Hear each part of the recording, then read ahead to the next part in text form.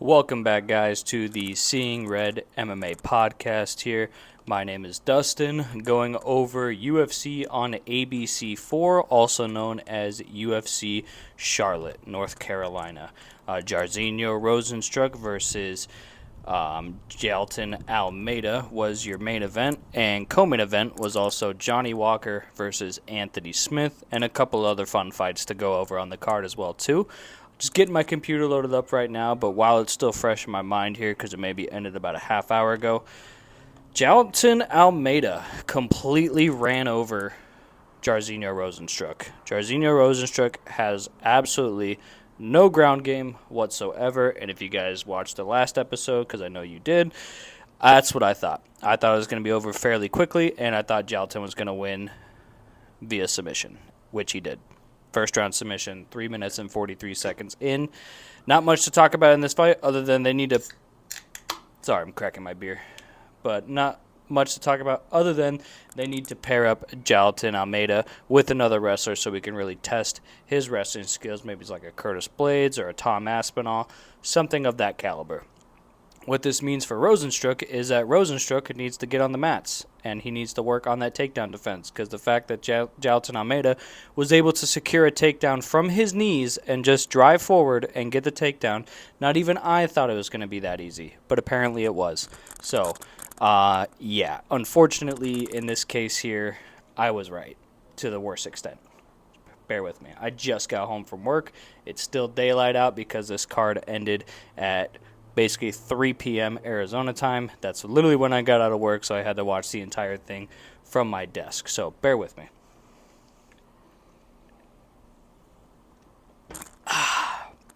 Delicious. Nectar of the gods. Yeah. That was not a great showing by Jairzinho. The odds makers had it right to have Almeida at a minus 500. You can't say anything else other than Almeida just ran through him. It was a one-way traffic the entire time. Co-main event, though, Anthony Smith loses the decision to Johnny Walker, who surprisingly was very calm during this fight. I mean, he had some moments with the, I don't even know what you call it, like hook kick, where you bring it up top and you slap someone with the back of your foot while your back's to him, pretty much. I guess it's what you would call it. A couple flying knees here and there, but really the story of that fight was the leg kicks. I mean, Anthony Smith was eating leg kicks the entire time. Didn't really know what to do with them. He was just getting eaten up, trying to counter, but he's too damn tough for his own good. He didn't know when to quit, and I mean, that's the story of pretty much any Anthony Smith fight that you really watch.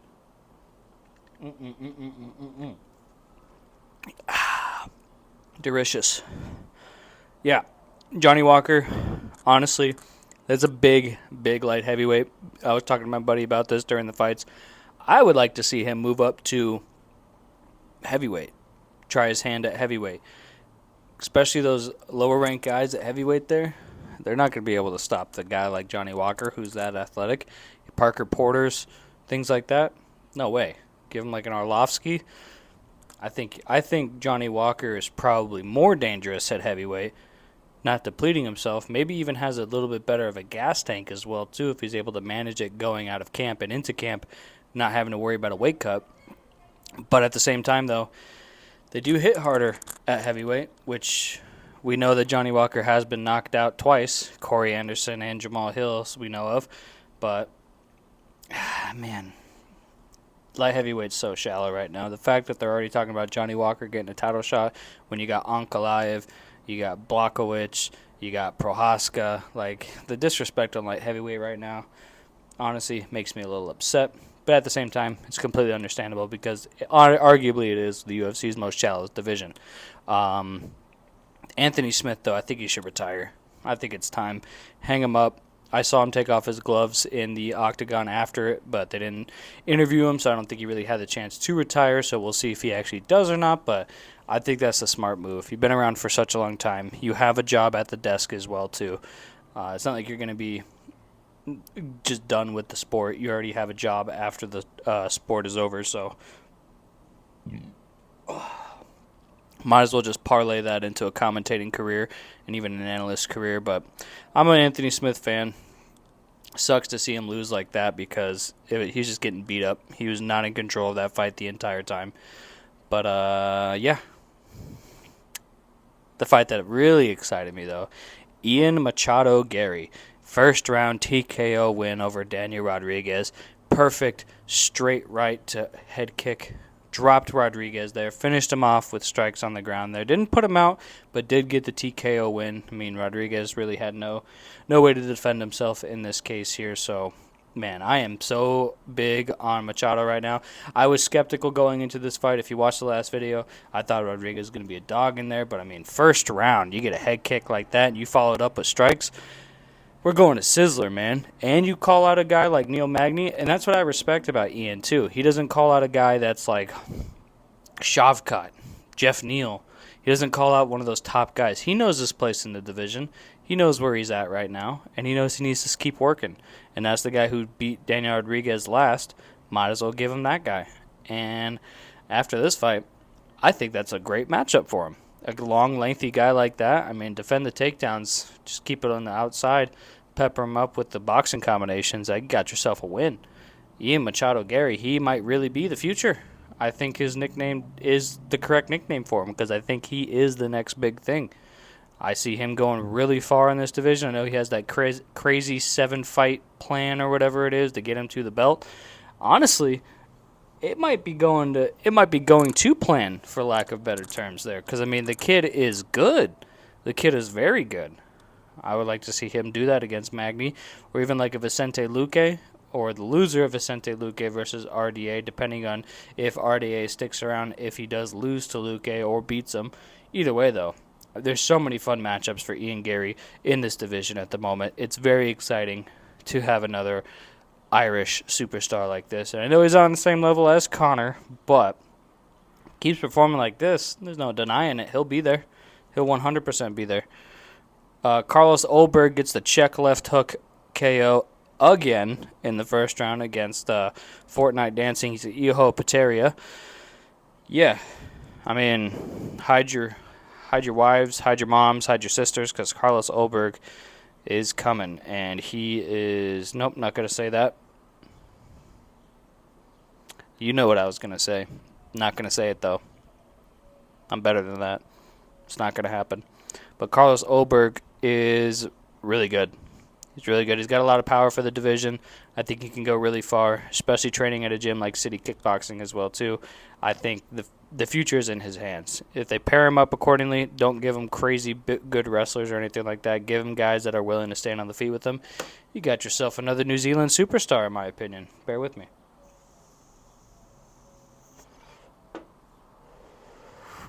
I'm so tired from work. I had to get up at 5 this morning, and all for you guys that are like, I get up at 4. Shut up. I don't like getting up early. That's why it's not even 5 o'clock yet, and I'm drinking.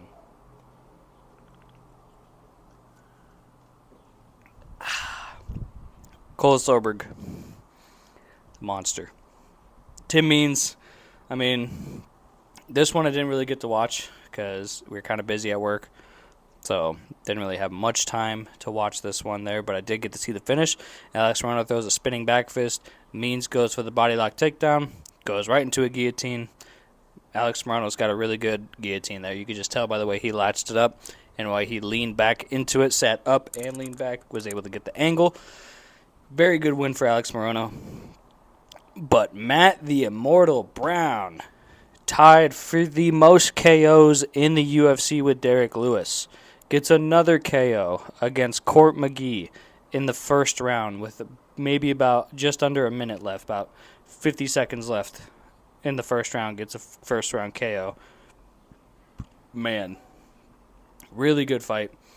I mean, Court McGee was trying, but once Matt Brown had that jab timed, he was able just to move off the center line and crack him with the right hand. And Court McGee went down. He wasn't really out, but I mean, he got rocked because he knew when he was done. I mean, the guy's been fighting forever. When you know you're done, you're done. And you put your hands up and you say, no mas, por favor. And that's what he did. But, man, Matt Brown, I hope he keeps fighting, man. I hope they just pair him up with these older kind of guys here and just give him the right matchups because he is always entertaining. I will be a Matt Brown stan till the day I die. Carl Williams is awful, and so is Chase Sherman. Carl Williams gets a unanimous decision. Yep. Cody Stamen got robbed, in my opinion. I thought he got robbed, especially with that third round. I mean, you wobble the guy and then drop him in the third round when I thought it was 1-1 going into the third. Doesn't that steal you the round? And being the last round, going tied into the last round, shouldn't that win you the fight? I guess UFC Charlotte's going by different judging criteria. But, yeah, Cody Stamann won that fight. I thought so. Oh, well.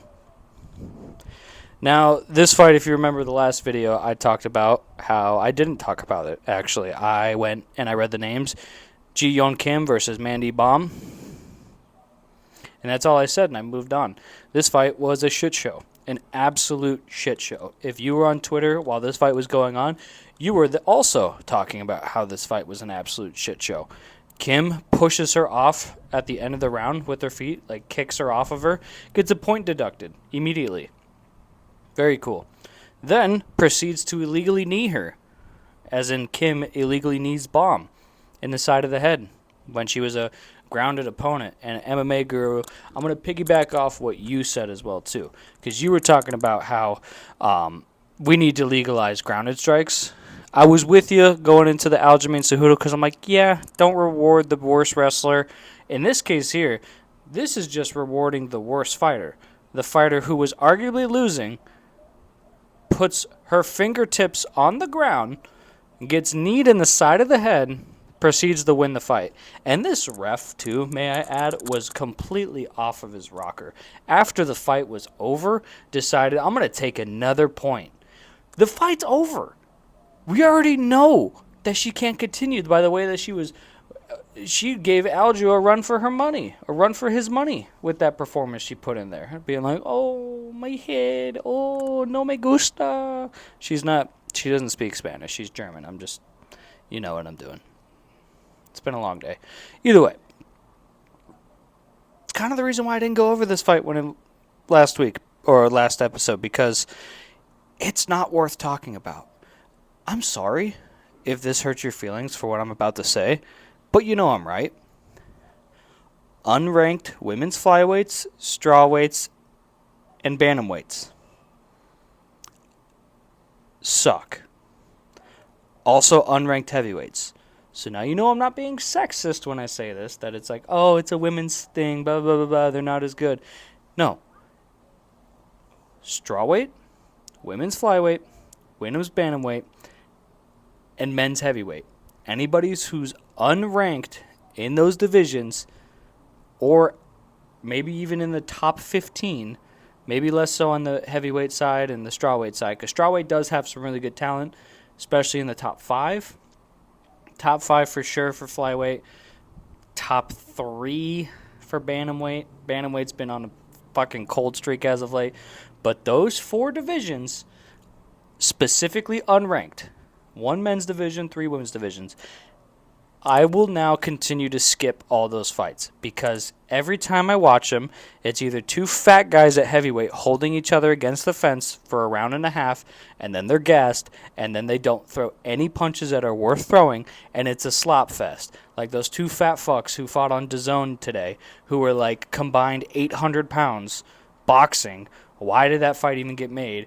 Who's watching this? I hope the card was free, because if anybody watched that card and you paid for it, you deserve what you got, because what the fuck are you doing? Why are you watching 2 morbidly obese dudes who are internet famous for being morbidly obese? And I'm not going to lie. I'm obese. I'm a chubby guy. I'm a little bit on the chubbier side. But why the fuck are you watching 2 guys who are 400 pounds slow motion box each other? Same thing goes for women's flyweights that are unranked, women's strawweights, women's bantamweights, and men's unranked heavyweights. It is not entertaining. It is low-level fighting. They are not talented. They are talented enough because all those divisions are extremely shallow, and the UFC needs to fill their roster with guys that they can pay pennies on the dollar so they can keep these cards, like next week, filled with dog shit fights. I'm sorry I just went on the rant there, but cut both of them. Cut Kim, cut Baum. They do not deserve to be in the UFC. I'll tell you who does deserve to be in the UFC and who does not. Bryan Battle deserves to be in the UFC with a first-round KO 14 seconds into the round, while Gabe Green had the worst game plan of all time. I'm going to throw from the southpaw stance, 1-2, outside leg kick, 1-2, outside leg kick. And then I'm going to get your back against the fence, and I'm going to start swinging. And Bryan Battle bit down on his mouthpiece and landed a clean right hook and put him out and finished it off on the ground. That was great composure by Bryan Battle. That was the worst game plan I've ever seen by Gabe Green. You're giving low IQ Mike a run for his money. I'm sorry, Michael Chandler, but this guy might take your crown for lowest IQ in MMA. I want to see Bryan Battle get a next big fight there. Maybe even a guy like Mattbrown. That would be cool. A young guy, up and coming, who's been known to get some good knockouts. I mean, he's got that head kick knockout. Now he's got this right hook knockout, both in the first round. I would like to see him versus a guy who's veteran status, like Mattbrown there. But Gabe Green, you need to be cut, sir. That was horrendous. That was awful. And that's all I got to say about that. Jessica Rose Clark might have just fought her last UFC fight with the submission loss. About 40 seconds left in the third round, fighting Lisboa, who's making her debut. Yeah, I mean, we all know why Jessica Rose Clark's been in the UFC for so long. It's because she's a fan favorite, not because of her fighting, because of her charming personality and good looks, which I won't deny. She's an attractive person. At the same time, though, the division is catching up with you. And the fact that you're such a staple and you're such a namesake, and by the way, I'm a fan of Jessica Rose Clark. I've always enjoyed her through the ups and the downs, but it's just time to realize I don't think she's UFC caliber anymore, especially in this fight here. I don't think she should be in the UFC anymore. Overall, though, I mean, even though I had to watch most of these fights at my desk there, Rozenstruik needs to hit the wrestling mats. Maybe he needs to recruit DC to his corner, something like that. Jailtonalmeida needs to be tested by another grappler, because if he's not tested, think about it. The number 2 heavyweight is Ciryl Gane. How do you think Almeida is going to do against Ciryl Gane? I'll tell you. He's going to wrestle him to the ground, punch him in the face a bunch of times till he gives up his back, and then he's going to proceed to choke him out. That's just what's going to happen. And no one can stop him. You know why? Because no one in the UFC, besides Curtis Blades, maybe, and Tom Aspinall, mostly Curtis Blades, if he decides to even try to defensive wrestle or even try to offensive wrestle, will have anything to do to stop the onslaught. It'll be one-way traffic until Almeida fights John Jones, who actually has some wrestling credentials. Other than that, look for Jailton Almeida to go on one of the gnarliest win streaks, finishing streaks, first-round finishing streaks you have ever seen in the heavyweight division. I'm telling you this right now. It's not because he's super good. He's just a specialist who underweighs himself, who should be a light heavyweight, but comes in the fights at like 225, 230, and just mops the floor with all these strikers in the heavyweight division that have no defense on the ground. Anthony Smith, I hope you retire. Go spend some time with your family. In case someone tries to break into your house again, you'll always be there, ready to beat the fuck out of them. Johnny Walker, I know he called out Blachowicz. Blachowicz does bad things to you. Fight Pereira. If Alex Pereira comes up to 205, fight Pereira, please. Daniel Rodriguez, that's a tough loss. I mean, maybe even give Daniel Rodriguez Bryan Battle. That's a good fight, too. I mean, up-and-coming staple of the rankings. Iangarry, Magny, Luque, Ponzinibbio. If you want to get crazy with it, Jeff Neal. Maybe Jeff Neal way down the future, because Jeff Neal is nasty with it. But Iangarry, I think he's the next big thing. That's pretty much it from this card here. Now, what I do want to mention is next week's card. Mackenzie Dern versus Angela Hill. I think that might be the shortest video I've ever done, because it is the worst card I have seen in a while. Number 8 versus number 14 is main eventing this card. Edmund Shabazian, unranked, versus Anthony Hernandez, unranked. Emily Duque versus Lupe Godinez, unranked. Andre Fiallo versus Joaquin Buckley. I might watch the card just for that. Machete versus Valashev Borishev. That would be kind of cool. Michael Johnson versus Diego Ferreira. Who cares? Karolina Kowalkiewicz versus Vanessa Demopoulos. Don't care. Orion Kosk versus Gilbert Urbina. I like Gilbert Urbina. I might check that one out. Ali Latifi's going to ragdoll this dude. Rodrigo Nascimento, Chase Hooper, Nick Fiore, yada, yada, yada, yada, yada, yada, yada, yada, yada. It goes on and on and on. Shutting my laptop.